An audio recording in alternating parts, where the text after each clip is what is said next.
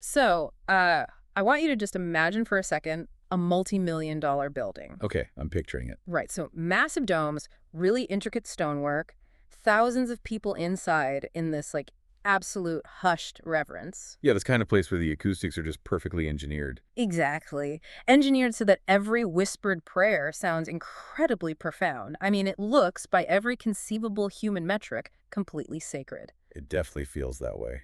But according to the socio-economic blueprint we are analyzing in today's deep dive, that building might just be a completely dead, empty monument. Wow.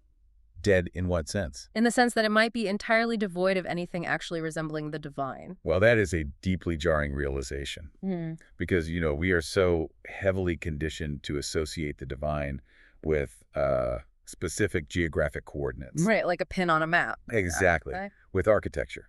Yeah. With a very particular aesthetic of silence and grandeur. Yeah, the whole vibe of a holy place. But the source material we are looking at today, specifically Lecture 7 of the Tolu-e-Islam digital audio series, which analyzes Surah An-Nur, it demands a complete structural teardown of that conditioning. And we are specifically looking at verses 36 through 39 of that text, right? Yes. And the foundational premise here is that the divine order has absolutely nothing to do with, well, passive geographical holiness. And I think we need to be crystal clear right out of the gate about the lens we are using right now. Yeah, that's crucial. Because we are not approaching this text to have some, sentimental theological chat about finding inner peace. No, not at all. We are reading this like master sociologists, like systems engineers trying to reverse engineer the actual survival of a civilization. Right, because the claims made in this text, they aren't about what happens to your soul in the afterlife. No, they're not. They are about the socio-economic architecture of a functioning society, right here in the dirt and the mud of reality. In the real world. Which brings us right back to that opening image of the massive, hushed building. Let's get into it. So the text in verse 36, it uses the phrase, Fi buyutin atina alhu an turfa wa yudkara fihi azmuhu. Right. And the standard conventional translation that most people hear is, in houses that God has permitted to be raised, where his name is remembered. Yes, that's the common reading. Now, the Arabic word for houses here is bayit, and almost universally, people assume that bayit means a physical mosque, or a temple, or a sanctuary. Because when we hear house of God, our brains instantly just conjure up a physical structure. With a specific, religious zoning permit. Exactly. We think of bricks, mortar, stained glass, minarets. But the analysis presented in this lecture just violently rejects that architectural assumption. It really does. In this framework, the Quran fundamentally lacks the concept of a passively sacred building. Wait, really? No passively sacred buildings at all? None. The holiness does not emanate from the stones. A bait, a house, is defined purely by its function, not its form. So it's not about the architect. Not even a little bit. Okay. It is defined as any community institution where the divine rational order is actively kept alive and operational. Okay, hold on. I need to push back on this a little bit. Sure, go ahead. Because if we are entirely stripping away the aesthetic, spiritual feeling of a physical sanctuary, aren't we just turning religion into a cold, bureaucratic HR department? That's a fair question. Like, people go to these spaces for comfort, for poetry, for a sense of awe. If you turn a sacred space into a civil command center, doesn't that sound incredibly dystopian? It might sound that way at first. Where does the human soul even fit into a bureaucratic execution of a code? See, that is exactly the pushback the text anticipates. Yeah. But think about what actually crushes the human soul in the real world. Okay. Is it a lack of beautiful architecture? Mm-hmm. Or is it systemic poverty, injustice, and exploitation? Well, obviously the poverty and injustice. Right. The argument here is that true spiritual fulfillment cannot exist in a society where the socioeconomic reality is brutal.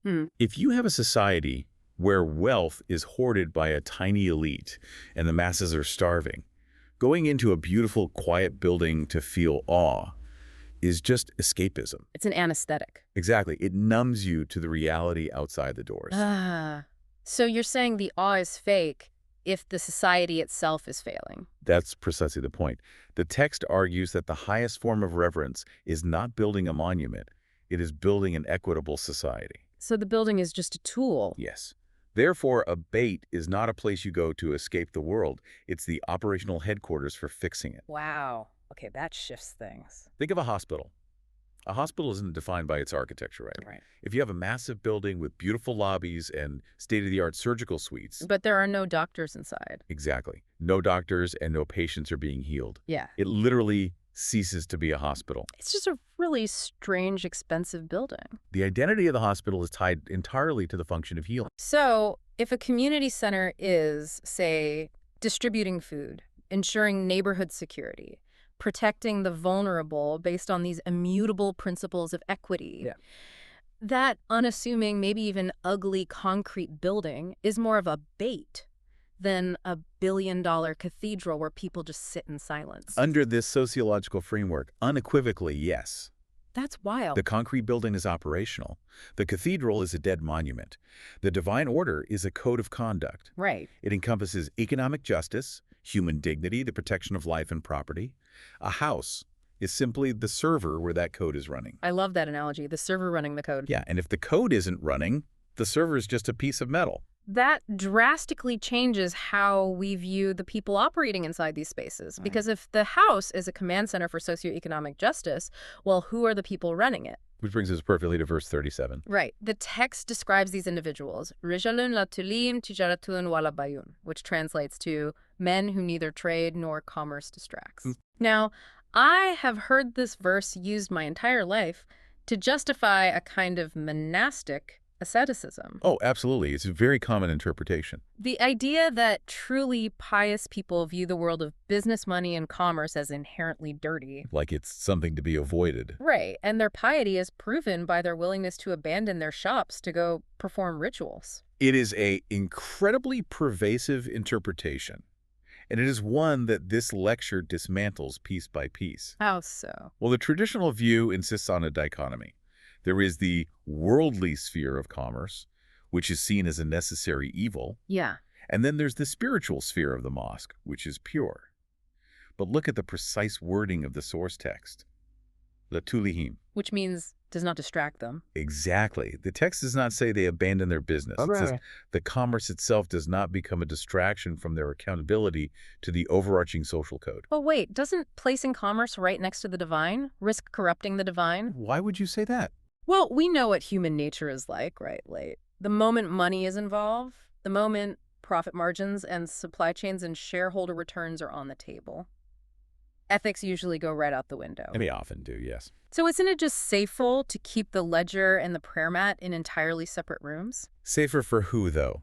That separation is exactly what allows exploitation to thrive in the first place. Oh, I see where you're going with this. Right. If you tell a businessman that his commercial life and his spiritual life are two completely separate domains, you are giving him a blank check. A blank check to be ruthless from 9 to 5. Exactly. As long as he is pious from 6 to 8. Wow. That's a huge loophole. It's massive.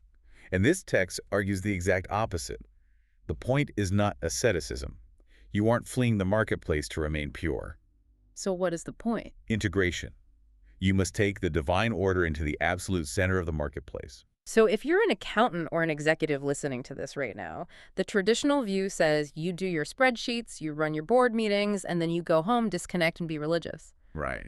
But this text is arguing that your spreadsheet is the primary battlefield. It is the only battlefield. If you are hiding funds or suppressing wages or allowing exploitation on that ledger, your evening rituals are totally meaningless. Completely structurally meaningless. Yeah.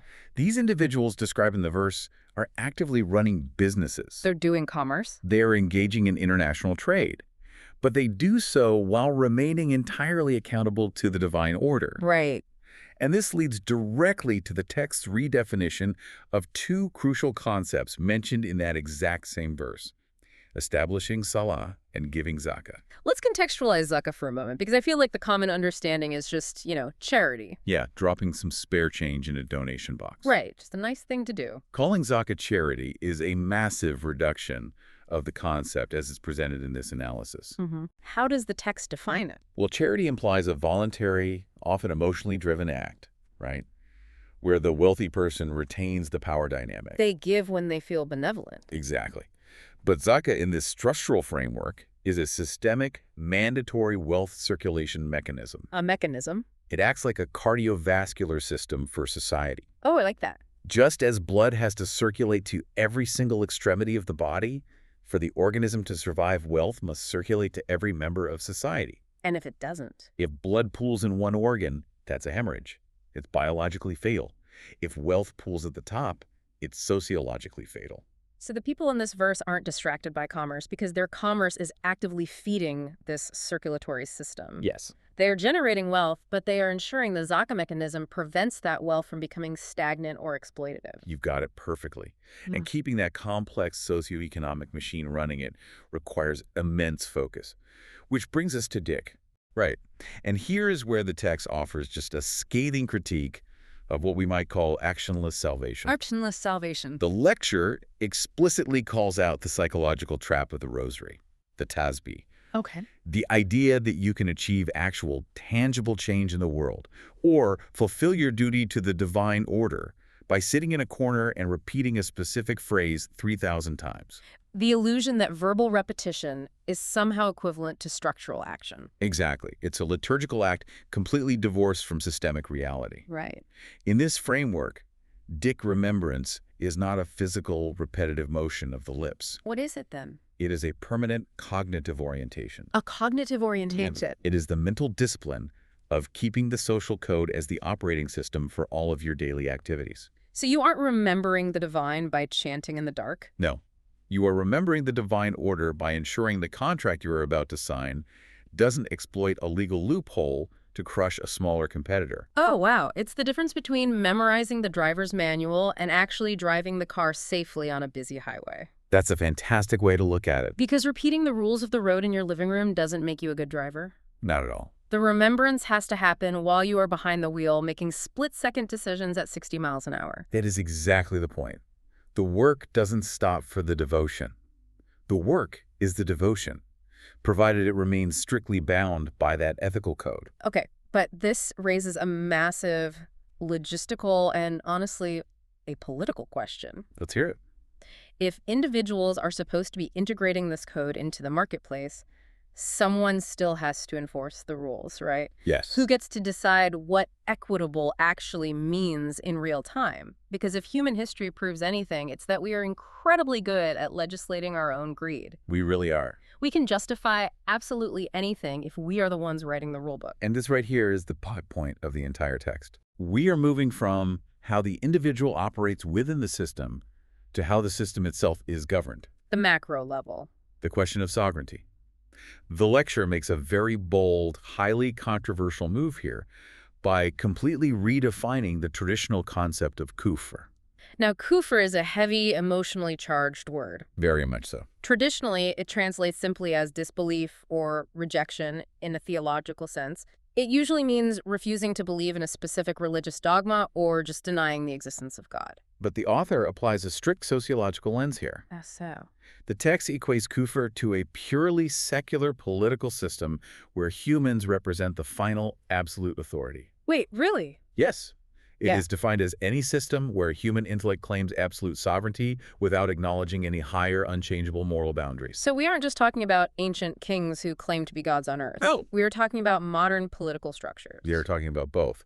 The sociology behind this argues that whether it is an absolute monarchy where the king's word is law or a modern parliament, which the text critically refers to as a controlled democracy. A controlled democracy? Yeah, the underlying structural flaw is identical. Which is what? If human intellect operates entirely without objective, immutable principles, it inevitably leads to subjective exploitation. I have to play devil's advocate here for a second. Go for it. Why is human intellect alone not enough? I mean, we pride ourselves on the Enlightenment, on reason, on our ability to look at data and legislate our way to a better society. Sure. We have human rights declarations. We have international courts.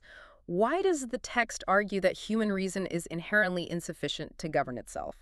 Because human legislation is always, inevitably, tethered to the self-interest of the legislator.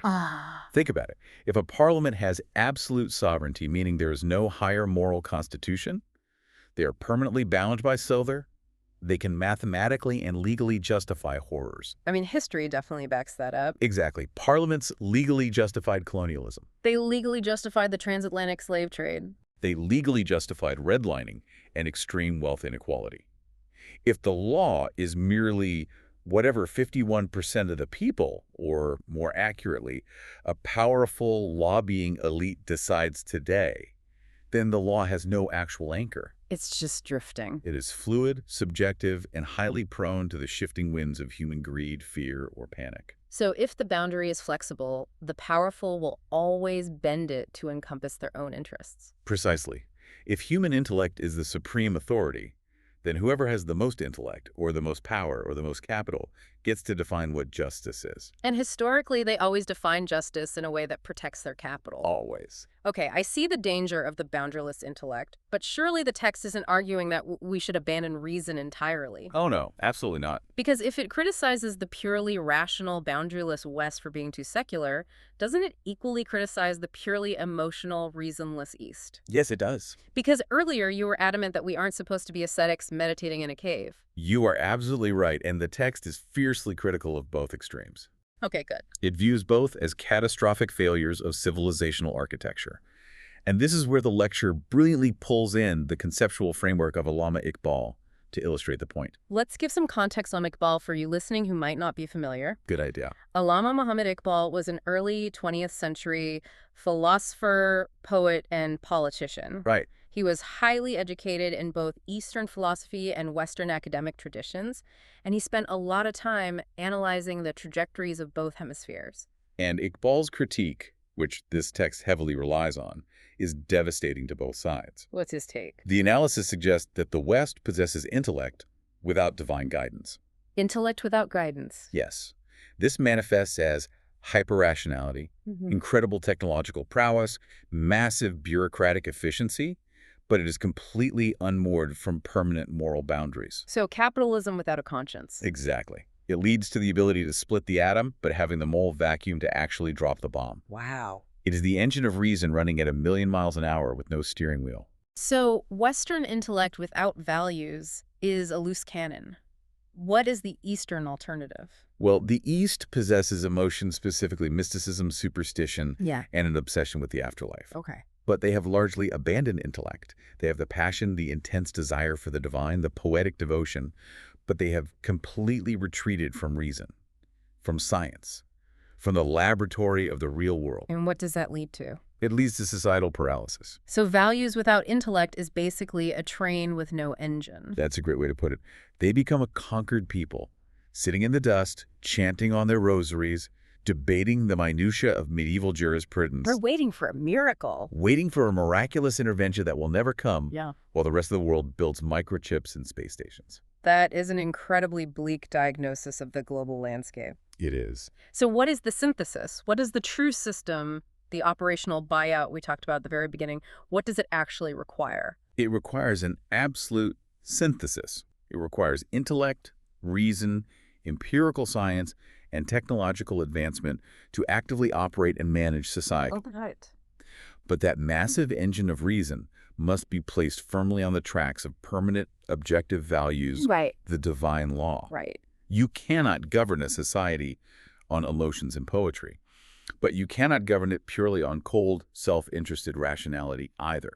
You need the intellect to execute the code, but you need the code to constrain the intellect. Okay, so what happens when that synthesis doesn't happen? What happens when a society realizes its engine is broken, but instead of fixing it, they just paint the train to make it look like it's moving? That is the perfect transition into the psychological core of this text. What happens is the mirage. The mirage. This brings us to verse 24.39, which contains perhaps the most profound psychological and societal critique in the entire lecture. It really does. Let me just read the translation of the text for a second. Those who reject their deeds are like a mirage in a desert. The thirsty one thinks it is water. This is such a vivid, haunting image. A mirage in a desert. Let's spend some time dissecting the psychology of self-deception here. Let's do it. Why does the thirsty man see water?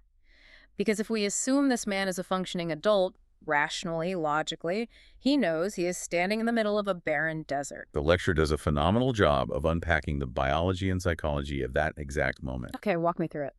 The thirst in this metaphor is not just physical dehydration. Yeah. No, it represents intense human emotion. Yeah. It represents societal desperation, collective trauma, or the deep, unyielding psychological need for an easy, comfortable salvation. That's a desperate need for relief. Exactly. And when this emotional thirst reaches an extreme level, it triggers a catastrophic failure of the human intellect. Yeah. What the text calls the école. Emotional thirst paralyzing the intellect. Yeah. You see this all the time, even on a micro level. Oh, absolutely. People stay in toxic relationships because their thirst for love completely blinds their rational ability to see the abuse. They hallucinate a healthy relationship where there is literally only a desert. That's a perfect parallel. And the text uses a brilliant logical deduction to prove this paralysis. How so? The lecture says, imagine a perfectly rational person who is not dying of thirst, standing in that exact same desert. Okay. They look off into the distance and they see the shimmering light, the optical illusion of the mirage. Right, because the light is bending. But because their intellect is functioning, they pause. They don't run towards it. They ask a series of empirical questions. They ask the environmental questions. If there's a massive lake over there, where is the ecosystem that water creates? Exactly. There is the grass. Why are there no trees around the shoreline? Yeah. Where are the birds flying overhead? Yes. Basic deductive reasoning proves it cannot possibly be water, regardless of what the optic nerve is registering. The environment simply does not support the existence of water in that location. But the thirsty man, Mm-hmm. his intellect is entirely offline. Because of the desperation. His prefrontal cortex, the center of logical deduction, has essentially shut down due to the trauma of his thirst. Wow. His emotional desperation is so blinding that he ignores the glaring reality, the complete lack of birds, the absence of grass. He just wants it to be water so badly. He doesn't just see the illusion. He hallucinates the water because his survival demands that the water be there.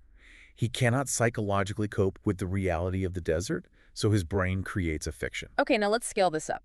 Apply this psychological mechanism to the macro level of civilizational survival. Right. What does a societal mirage look like? If I am a citizen in a failing system, what am I hallucinating? The societal mirage is the simulation of the divine order without the substance. A simulation. It is a civilization that has constructed all the aesthetic trappings of a functioning system, but possesses none of the actual architecture. You know, a modern corporate parallel just clicked in my head. Let's hear it. Think about corporate greenwashing. Oh, yes. A massive fossil fuel company spends $50 million on a beautiful cinematic television commercial showing wind turbines and children playing in green fields, talking all about their commitment to sustainability. Right. But behind the scenes, they're still dumping toxic waste into rivers and lobbying to deregulate emissions. Exactly. To a casual observer watching the commercial, it looks like an operational system of environmental stewardship. Yeah. But up close, there are no birds, there is no grass. It's a simulation. That is a perfect structural parallel. Now apply that to religious and societal institutions. Okay. Imagine a society that boasts massive, awe-inspiring mosque buildings. Like we talked about at the start. Right. They have rigorous, perfectly timed prayer schedules that millions attend. They have vast collections for charity, highly intricate legal courts debating the absolute minutiae of religious jurisprudence. So the aesthetics are perfect. The aesthetic performance of piety is turned up to maximum volume. Right. From a distance, to a desperate, thirsty population, it looks like a deeply pious, fully operational divine order. Mm-hmm. It looks like a giant, shimmering lake of righteousness. But then you walk up to the shoreline. Yes. You look for the actual tangible socio-economic outcomes that this entire massive system is supposed to produce. You look for the grass. Exactly. You look Yeah. for economic equity. You look for an absence of poverty. You look for a justice system where a poor laborer has the exact same legal standing as a billionaire. You look for social mobility and human dignity. And you find nothing. Nothing. You find brutal exploitation.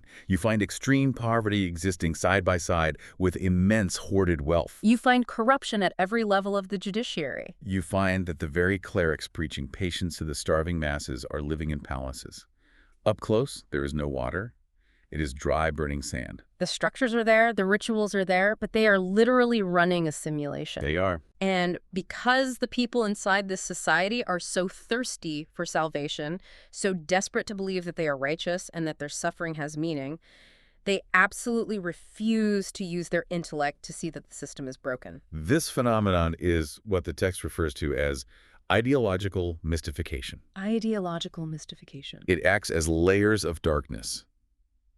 The community becomes completely blinded to its own profound dysfunction, Because they are intoxicated by the illusion of their own piety. They believe their own PR. They genuinely believe that because they possess the buildings and because they perform the rituals with exact precision, they possess the system. They are mistaking the menu for the meal. They are staring at a photograph of a glass of water, arguing about the lighting in the photograph, and wondering why they are still dying of dehydration. It's absurd, but it's exactly what happens. And the leadership of this society, the politicians, the religious elite who maintain the Mirage, they actively encourage this delusion, don't they? Of course they do, because asking where the birds are requires intellect.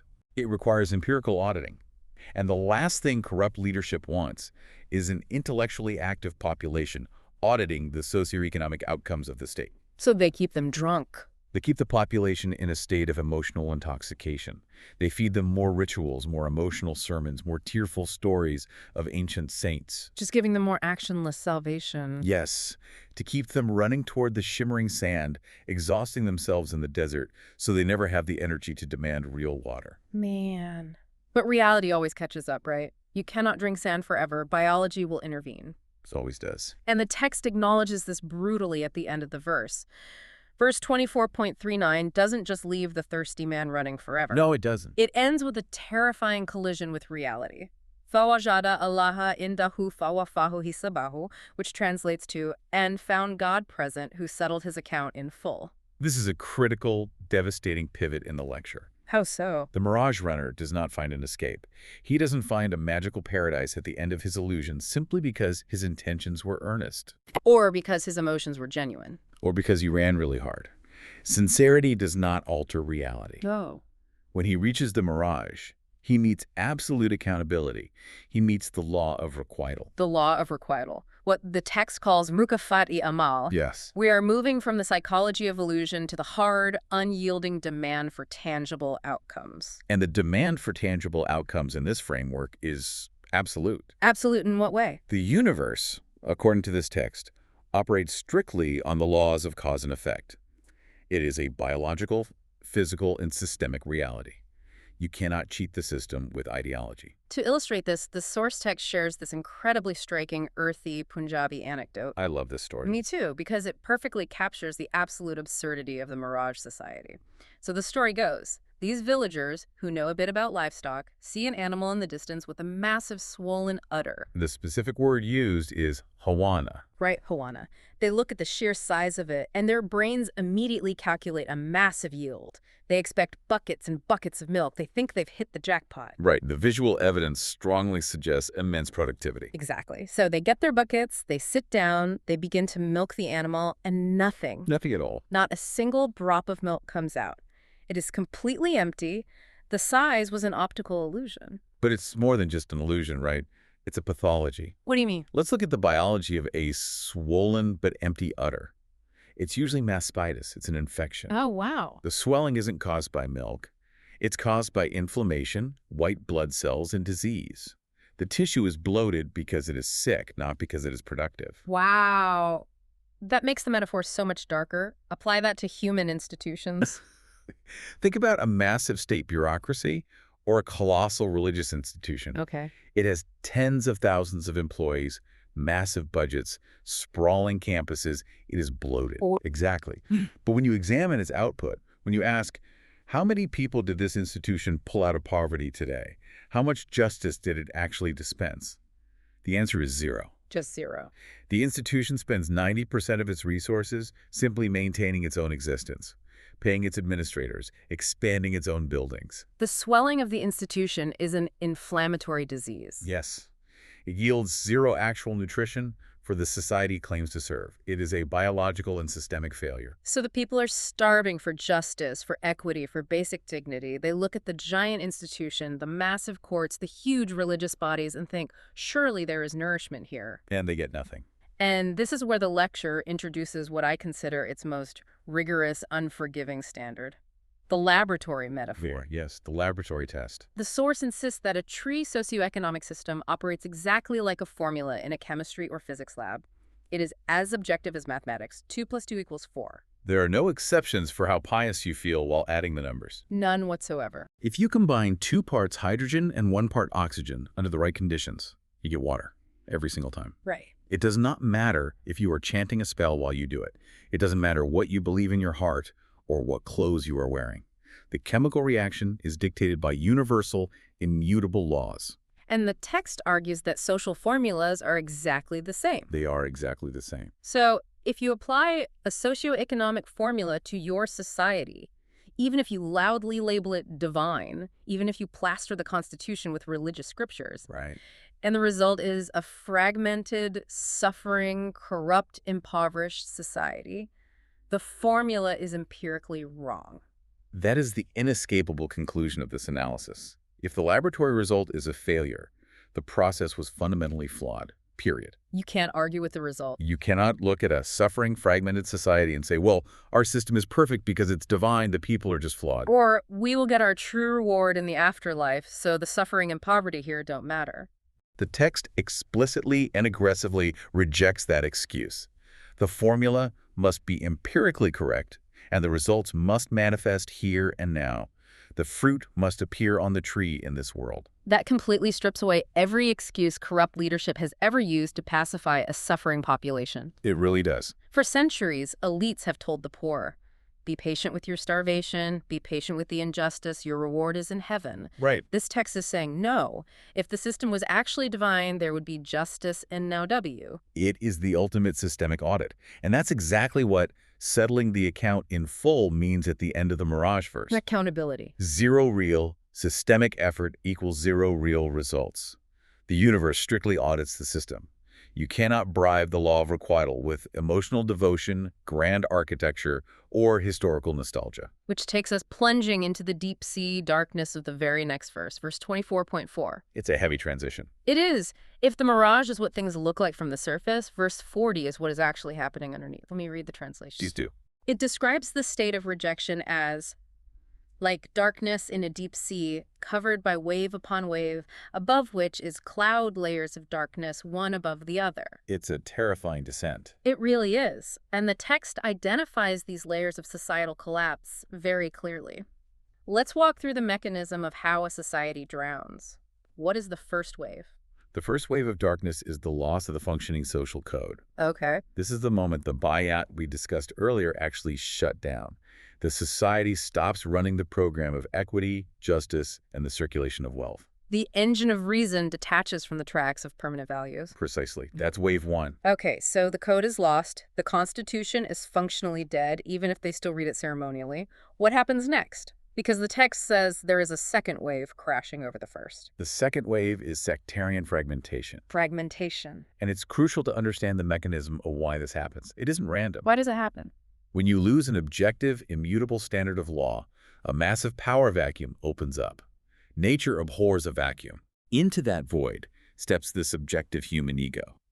Because there's no longer a universally agreed-upon standard of justice, charismatic leaders, tribal chiefs, and opportunistic clerics begin to fracture the society. Because if the objective truth is gone, my subjective interpretation is just as valid as yours? Exactly. Society splinters into factions, sects, and tribes, each claiming absolute authority. And they begin fighting over the scraps of power and wealth. The collective unity is shattered by subjective infighting.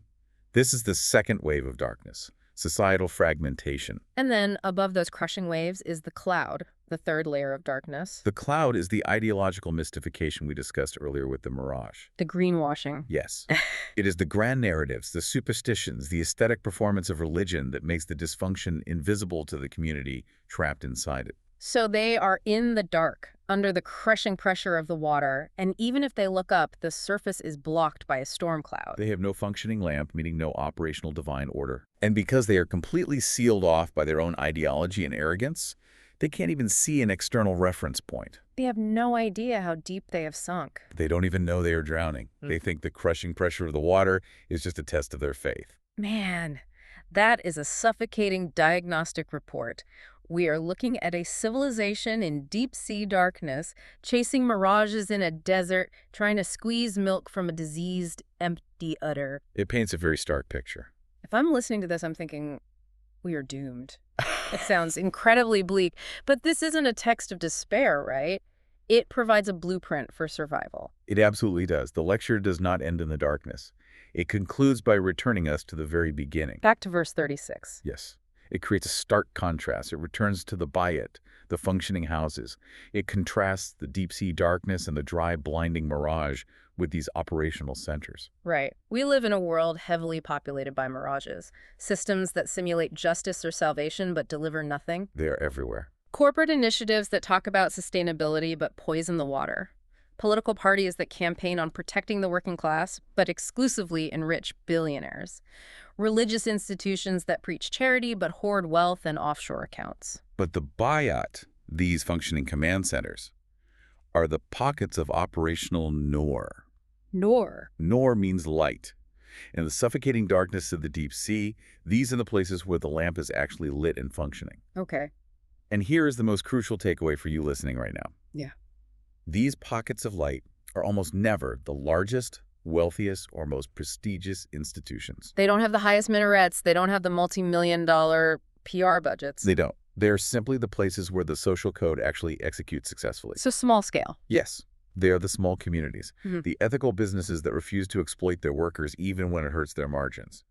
The neighborhood co-ops, the families, the local courts where justice, accountability, and the integration of commerce and divine law are actually happening in real time. These are the places where the water isn't a hallucination. It's real. It's real drinkable water. So if I am looking around at my society and I see ideological darkness and mirages everywhere, what is my actual civilisational goal? How do we survive this? The goal is a radical paradigm shift in where you direct your effort. Okay. The goal is never to build bigger mirages. It is not to construct more grandiose, empty structures to compete with the darkness. You cannot fight a mirage with a bigger mirage. Exactly. You cannot cure the mastitis of the udder by pumping it full of more air. You can't build a nicer looking desert. That's it. The question for a community drowning in deep-sea darkness is not, how do we build bigger mosques? Or how do we get more people to perform this ritual? What's the question then? The questions must be relentlessly structural. Where are the Bayat where the code is still operational? Where is the light actually shining right now? And how do we protect those operational pockets and systematically extend them? You find the places where the formula works in the laboratory, and you scale it up. You scale the Nur. You extend those pockets of light until the mirage layer is fundamentally replaced by an infrastructure that actually delivers water to the thirsty. That is a profoundly actionable conclusion. It takes us all the way from the abstract philosophy of sovereignty right down to the blueprints of local community organizing and systems management. It's a complete framework. Think about the intellectual journey we just took in this deep dive. We started by completely shattering the myth of the passive sacred space. Right, the idea that a building is holy just because of its architectural aesthetics. We redefined the house as a functional command center for a social code. We did. We then tackled religious devotion itself, pulling it out of the monastery and throwing it into the marketplace. Redefining piety as the cognitive maintenance of an ethical operating system while running a business. Then we exposed the political danger of absolute human sovereignty. Analyzing the secular mirage of boundaryless intellect that leads to exploitation, and the Eastern mirage of intellectless emotion that leads to paralysis. We dissected the psychology of self-deception, looking at how intense emotional thirst paralyzes the prefrontal cortex and causes entire societies to hallucinate water in the desert. And finally, we demanded empirical, laboratory-style results from our societal structures. No more empty, swollen udders.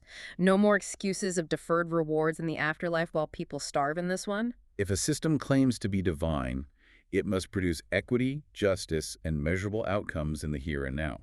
The fruit must be on the tree.